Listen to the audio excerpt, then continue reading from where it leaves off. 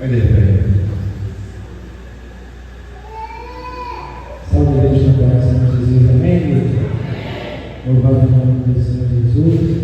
Quero agradecer a Deus primeiramente pela oportunidade que nos foi concedida. Agradecer também ao pastor pela oportunidade de receber o altar, a tribuna do Senhor para a nossa palavra. Quero agradecer também ao diácono Williams, que foi a ponte para eu poder chegar até aqui. Deus possa abençoar a todos. Para quem não conhece, sou o pastor Wilson, pastoreio da Igreja Evangélica aqui na Marcha Nações, localizada aqui em Cabetá, bem próximo ao meu supermercado novo, Multimart. Acompanhado hoje da minha esposa, que também está comigo nessa guerrilha, nessa batalha, pastoreando juntamente comigo. Somos casados, temos duas filhas abençoadas por Deus, que hoje optaram por estar cultuando no nosso ministério, que também está tendo um trabalho para a honra e a glória do Senhor Jesus. Abra comigo as vossas Bíblias, que tem uma proposto dessa noite. Aleluia. Romanos capítulo 12, versículo 2.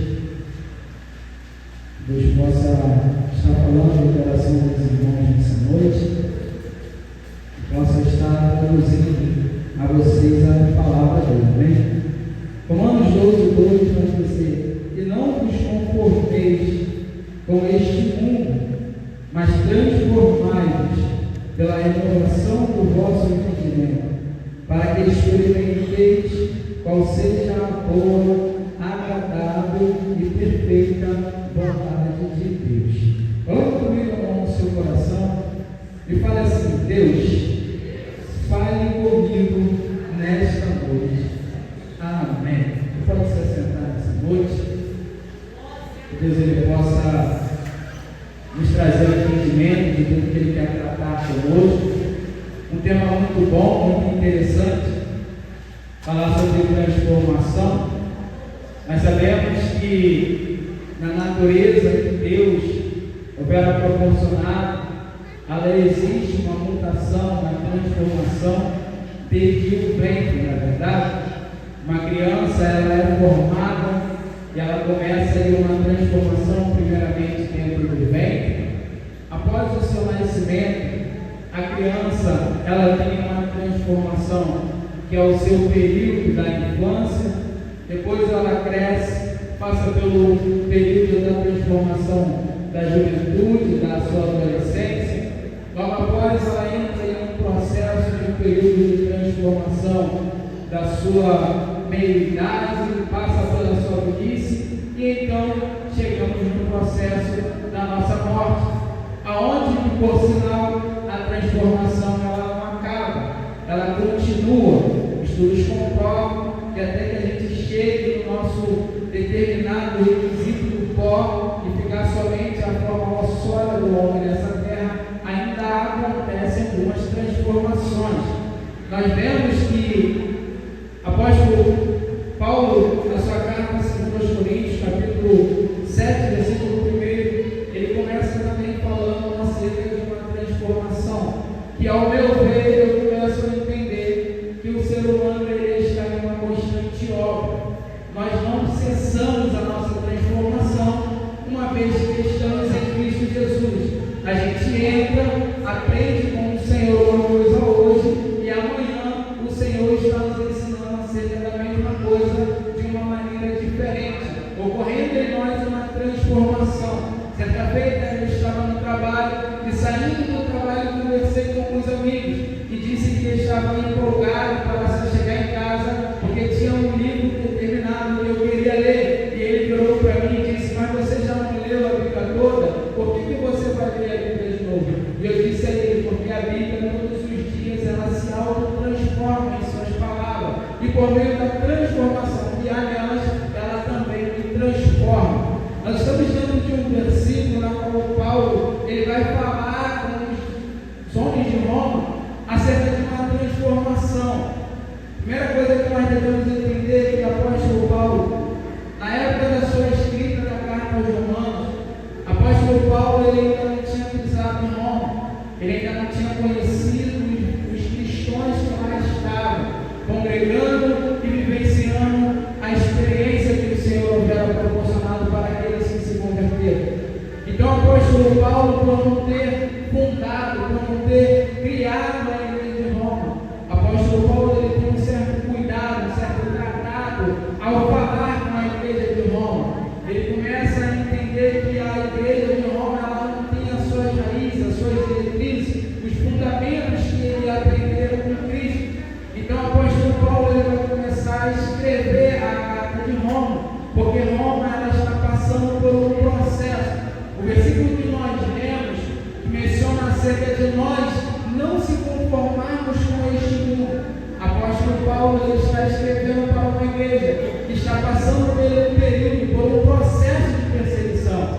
A questão que está acontecendo em Roma é que, por um lado, no seu capítulo 1, o apóstolo Paulo vai dizer na sua carta aos Romanos que os gentios eles se perderam pelo meio do caminho, eles não conhecem mais, eles se deitaram na concupiscência da carne, estão se entregando aos prazeres mundanos, estão vivendo conforme o que o mundo houver de proporcionar. E a igreja de Roma ela está vivendo esse período, esse momento, onde essa opressão, esse mal, ele está tentando entrar dentro da igreja de Roma, está tentando oprimir, está tentando paralisá-la. Então, de um lado, Roma está vivendo uma opressão pelo mundo, e do outro lado, estudos apontam que Nero, o imperador daquela época, eles estavam já se denominando grandes deuses. Então eles queriam que os povos, que os homens ali, que a nação se curvassem, se prostrassem perante ele. Só que os cristãos, por sua vez, que escolheram seguir ao Senhor e ter só ele como seu único e suficiente Salvador, não tentaram se prostrar. Então agora o imperador ele se levanta contra os cristãos ao ponto de pegá-los e levá-los cativos, levá-los prisioneiros. Para quê? Qual a finalidade? A finalidade do imperador é levar eles para as arenas daquelas épocas, para os estádios, para que eles sofressem danos ali, sendo mortos pelos leões, sendo pisoteados e sendo eles um atrativo para o povo. Então agora Roma ela está vivendo de um lado uma perseguição, aonde o imperador diz estudos que ele pegava as mulheres que se denominavam cristãos, que escolheram seguir ao Senhor como seu único suficiente Salvador, e pegavam elas e atavam elas a cordas e amarravam vivas perante uns postes no caminho de uma cidade, até que para quando findasse o dia, elas estando ainda vivas, fossem ateado fogo sobre elas, para que se formassem como luminares, para todos aqueles que vinham da arena, que saíam da cidade, pudessem ter um caminho iluminado. Então Roma ela está vivendo uma opressão grande e muito perigosa. Então o apóstolo Paulo ele decide escrever a sua carta aos romanos para poder tratar com eles, para poder ensinar a eles. No seu capítulo 1, quando ele começa a falar acerca do pecado dos gentios, a primeira tese é que os judeus eles vão começar a aceitar o evangelho de Paulo, porque para os judeus eles não aceitavam a forma que Paulo se converteu, eles não aceitavam a conversão de Paulo. Então agora eles estão conseguindo a aceitação, porque eles estão vendo que Paulo está indo de encontro aos pecados que os gentios já estavam cometendo. Então a concepção deles tem alguém que tem coragem para confrontar esse pecado, tem alguém que tem coragem para ir de encontro ao que eles estão pecando. Só que o apóstolo Paulo, no seu capítulo 2, ele vai escrever acerca do pecado, agora não só que os gentios estão cometendo, mas acerca dos que os judeus também estão cometendo. E ele começa a apontar que gentios, que os judeus, eles pecaram. E no seu capítulo 3, ele vai encerrar o assunto dizendo: olha, nem judeus e nem gentios, todos pecaram e todos estão destituídos da glória do Senhor Jesus Cristo. E no seu capítulo 4, o apóstolo Paulo ele vai abrir um parênteses dizendo acerca da fé, por meio de Abraão, dizendo: mas nós temos Abraão que foi o pai da fé e que por meio da fé ele foi justificado. Ou seja, o apóstolo Paulo ele escreve aos Romanos dizendo que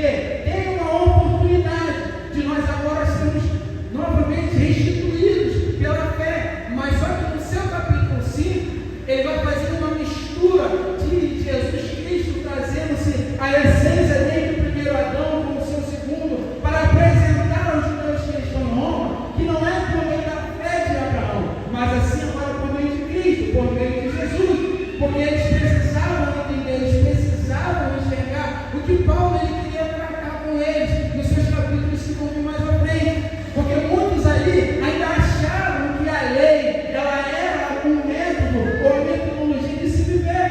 Então, por meio disso, o apóstolo Paulo, no seu capítulo 6, ele vai começar a falar que a fé, que a lei, ela não está mais acima, mas sim abaixo, e que por meio dela está pecaminoso todo aquele que queira viver. E ele cita no seu capítulo 7 que a lei agora ela não tem poder, e vai apontar no seu capítulo 8 que todos nós estamos vivendo agora por meio da graça, que todos nós agora estamos vivendo pelo que o Senhor ele houver proporcionado. E por meio disso ele vai dizer, se não me falha a memória, no seu capítulo 8, no versículo 28, que em todas as coisas nós somos mais que vencedores. E quando eu me deparei com esse versículo, eu comecei a imaginar e pensar acerca do cenário que eles estavam vivendo. Porque para mim e para você é muito fácil hoje nós lermos esse versículo e temos a compreensão que em Cristo nós somos mais que vencedores.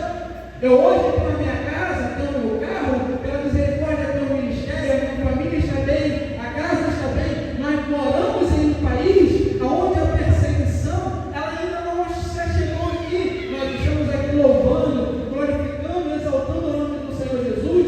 Quando cruzarmos desses portões, não tem nenhuma autoridade que vai tentar nos prender, não tem nenhuma autoridade que vai tentar nos matar, não tem ninguém que vai querer nos levar cativo para que soframos como um entretenimento para aqueles que se renovam como os próprios deuses.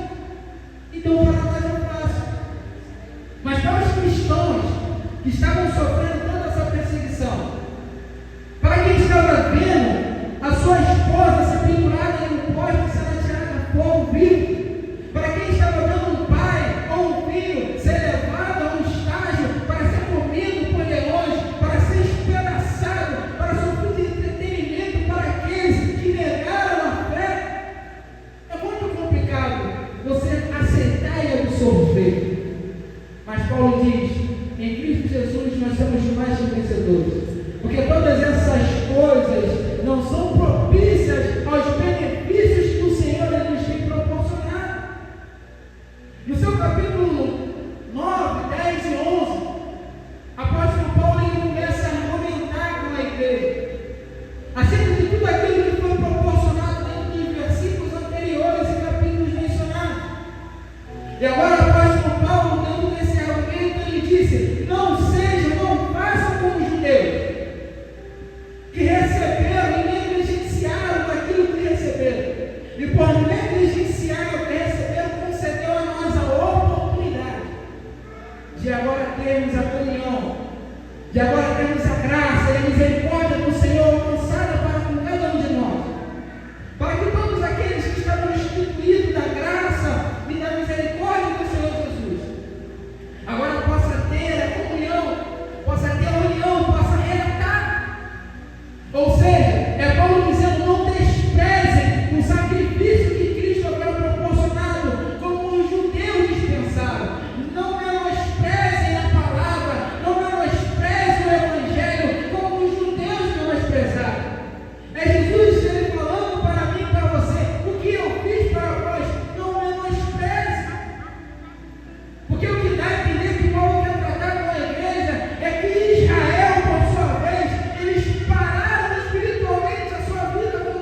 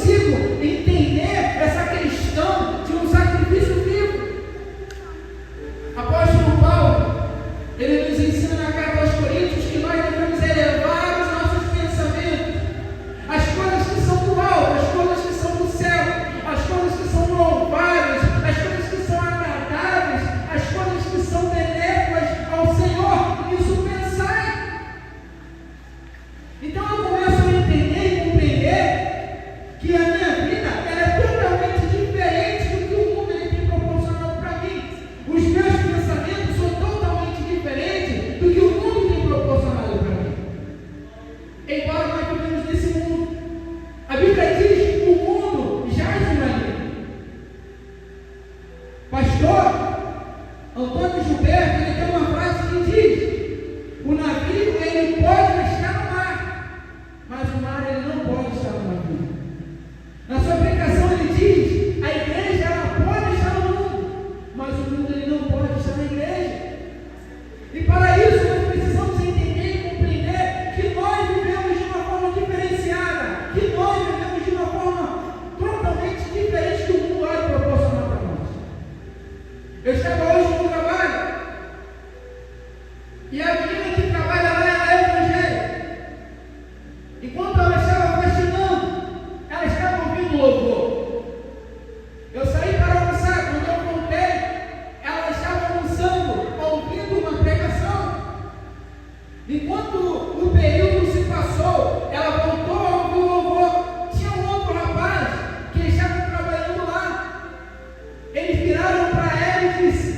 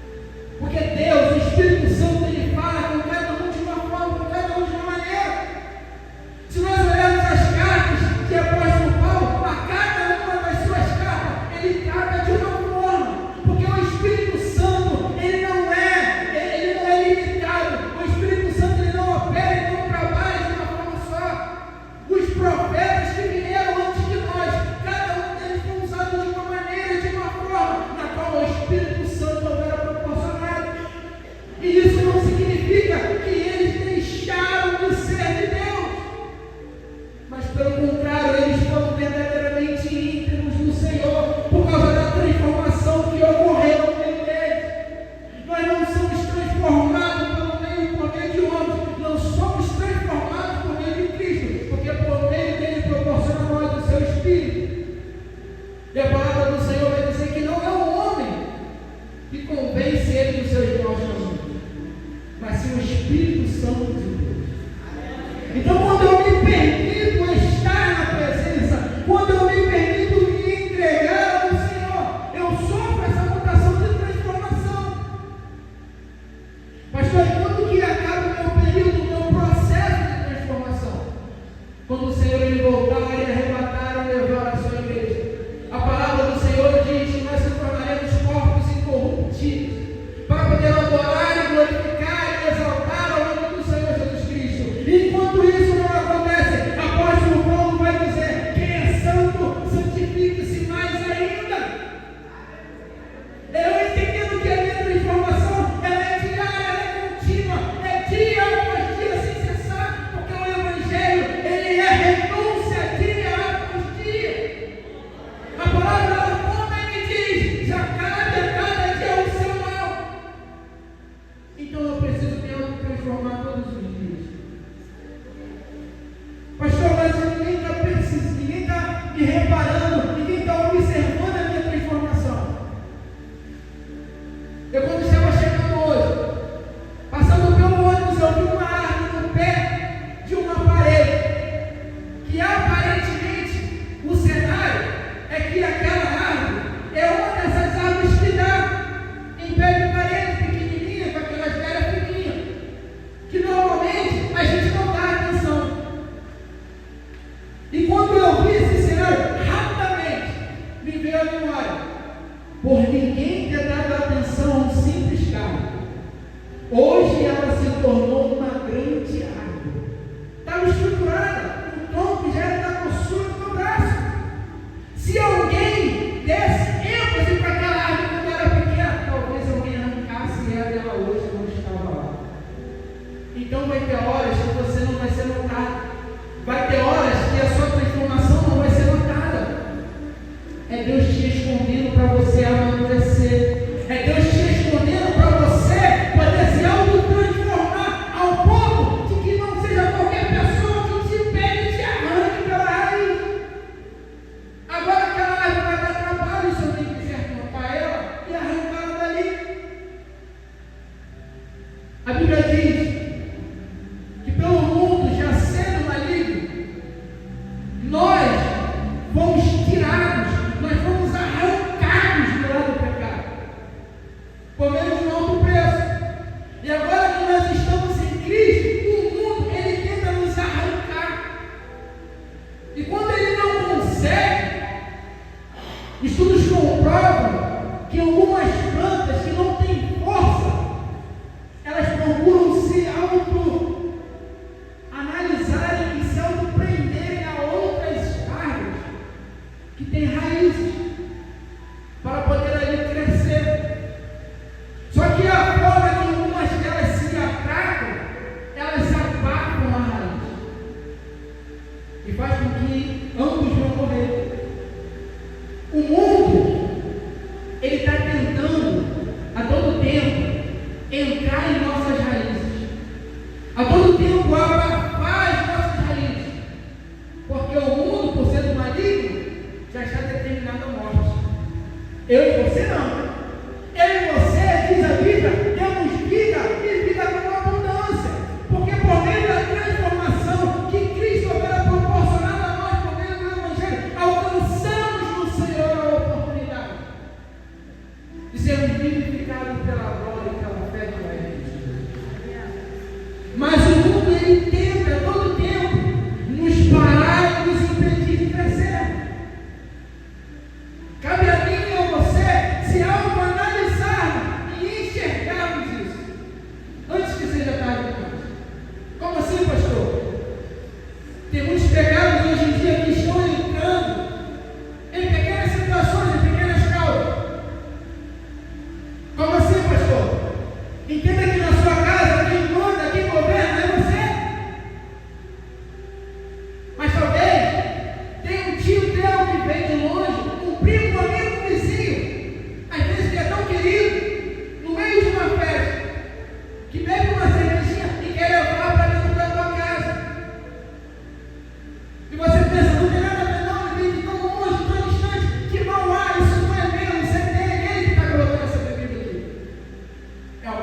germinar as suas raízes.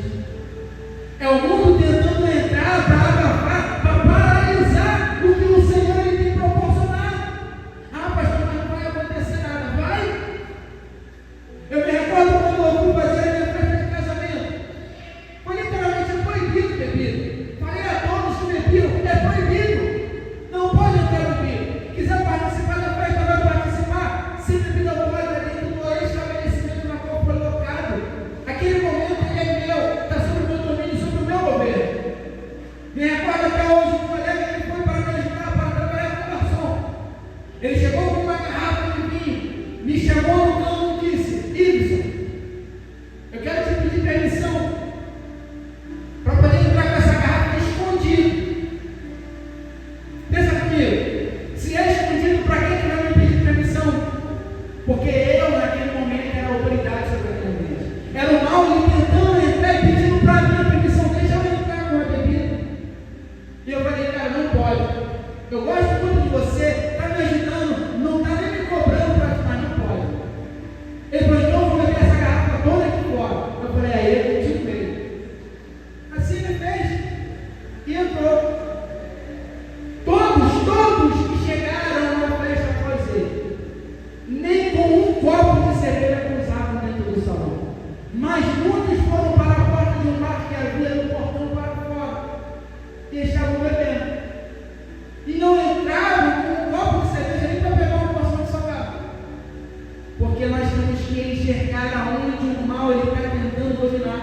Se eu abro a permissão, a porta para aquele homem entrar com aquela garrafa, quando a turma da família que deve chegasse, o convite que me foi proposto já estava concedido. Deixa eu entrar na tua festa com a bebida. O mal ele está querendo paralisar a nossa transformação. E às vezes nós não enxergamos. Mas são essas pequenas coisas, esses pequenos detalhes que o Senhor ele vai operando, trabalhando e atuando na nossa vida. Nós precisamos ter uma mente voltada como a mente de Cristo e não como uma mente mundana, como a mente do homem. A mente do homem, isso tudo que está acontecendo hoje em dia é natural. Mas aqueles que vivem para Cristo e veem como Cristo vê, é totalmente diferente.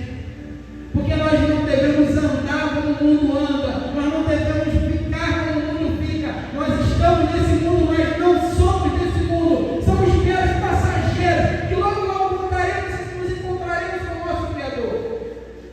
Mas precisamos se permitir de sermos transformados aqui na terra. Não adianta eu querer esperar chegar o dia do juízo final para que eu seja auto-transformado pela glória. Eu preciso lutar hoje. Eu preciso me transformar hoje. Eu preciso me entregar hoje para que eu venha experimentar a boa e perfeita vontade de Deus. A vontade que o Senhor ele tem proporcionado para nós. Eu já começo a encerrar. Ela vai muito além do teu plano e do teu projeto. São coisas inimagináveis que você nem pode sonhar ainda. E quando eu falo disso, não pense que estou falando do material. Porque para o Senhor, entre o espiritual e o material é nada. Eu estou falando de coisas inimagináveis, não é espiritual. Ou será que porventura você nunca se imaginou, por um acaso, você passando em um determinado local, onde há ali um jazigo, onde há ali uma pessoa sendo sepultada e o Senhor te usar para ressuscitá-la? Ou será que possível você nunca se imaginou, você estando em um ambiente, um local,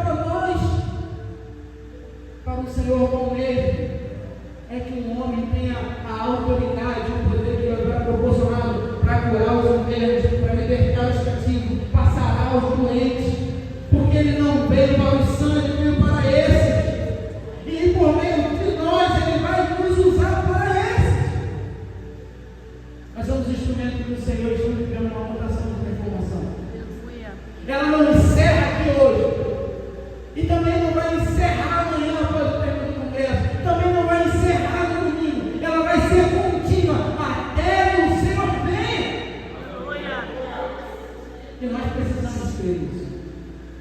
Por isso que Paulo está dizendo: transformai-vos, para que tenham o vosso entendimento de qual é a boa e perfeita vontade de Deus para as nossas vidas.